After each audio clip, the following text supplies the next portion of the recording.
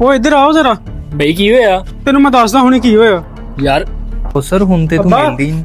3 ਦਿਨ ਪਹਿਲਾਂ ਆਪਣੇ ਘਰ ਜਿਹੜੀ ਚੋਰੀ ਹੋਈ ਸੀ, ਕੈਮਰੇ 'ਚ ਜਿਹੜਾ ਬੰਦਾ ਆ ਸੇਮ ਉਹਨੇ ਆਹ ਕੱਪੜੇ ਪਾਏ ਹੋਏ ਸੀਗੇ। ਆ ਦੇ ਲੈ ਫੜ ਲਿਆ ਮੈਂ। ਓਏ ਚਾਚਾ ਅੱਲਾ ਦੀ ਕਸਮ ਮੇਰੇ ਨਹੀਂ ਆ, ਮੇਰੇ ਦੋਸਤ ਦੇ ਆ। ਮੈਂ ਉਹਨੂੰ ਬੁਲਾਉਂਦਾ, 1 ਮਿੰਟ ਠਹਿਰੋ। ਇਹ ਭੱਜ ਨਾ ਜਾਵੇ, ਇਹਨੂੰ ਦਰਮਿਆਨ ਚ ਕਰ। ਸਮੀਰ ਕੀ ਹੋਇਆ?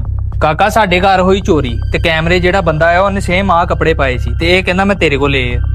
ਚਾਚਾ ਕੱਪੜੇ ਤੇ ਇਹਨੇ ਮੇਰੇ ਕੋਲ ਹੀ ਲਏ ਆ, ਪਰ ਆ ਮੇਰੇ ਨਹੀਂ ਹੈਗੇ, ਮੇਰੇ ਨਾ ਦੋਸਤ ਦੇ ਆ। ਮੈਂ ਉਹਨੂੰ ਬੁਲਾਣਾ 1 ਮਿੰਟ। ਹਾਂਜੀ ਉਸਤਾਦ ਬਾਅਦ 'ਚ ਹੋਇਆ, ਥੋੜਾ ਮਸਲਾ ਚੱਲ ਰਿਹਾ। ਭਾਈ ਮੈਂ ਕੱਪੜੇ ਇਹਦੇ ਕੋਲ ਲਏ ਸੀ। ਉਸਤਾਦ ਮੈਨੂੰ ਤੇਤੋਂ ਆ ਉਮੀਦ ਨਹੀਂ ਸੀਗੀ। ਉਹ ਤੂੰ ਸਾਡੇ ਨਾਲ ਮਹੱਲੇ 'ਚ ਜਵਾਨ ਹੋਇਆ, ਸਾਡੇ ਨਾਲ ਬਹਿ ਕੇ ਖਾਦਾ, ਐਂਡ ਤੇ ਆ ਕੇ ਤੂੰ ਕੀ ਚਵਲ ਮਾਰ ਗਿਆ। ਯਾਰ ਹੋਇਆ ਕੀ ਆ? ਕਾਕਾ ਸਾਡੇ ਪਾਪਾ ਤੂੰ ਤਾਂ ਚੁੱਪ ਕਰ ਯਾਰ। 3 ਦਿਨ ਪਹਿਲਾਂ ਹੋਈ ਸਾਡੇ ਘਰ ਚੋਰੀ। ਜਿਹੜੇ ਬੰਦੇ ਨੇ ਚੋਰੀ ਕੀਤੀ ਕੈਮਰੇ ਦੇ ਵਿੱਚ ਸੇਮ ਆ ਕੱਪੜੇ ਪਾਏ ਹੋਏ ਆ ਇਹਨੇ। ਆਹ ਕਹਿੰਦਾ ਮੇਰੇ ਕੋਲ ਲਏ, ਆਹ ਕਹਿੰਦਾ ਮੈਂ ਤੇਰੇ ਕੋਲ ਲਏ ਆ। ਉਹ ਮਾਮਾ ਚਵਲਾ ਨਾ ਮਾਰ, ਹਫਤਾ ਪਹਿਲਾਂ ਤੇਰੇ ਕੋਈ ਤਾਂ ਕੱਪੜੇ ਲਏ ਆ। बड़ा समझाया तेनू समझ न आया का तू करदा ए दिल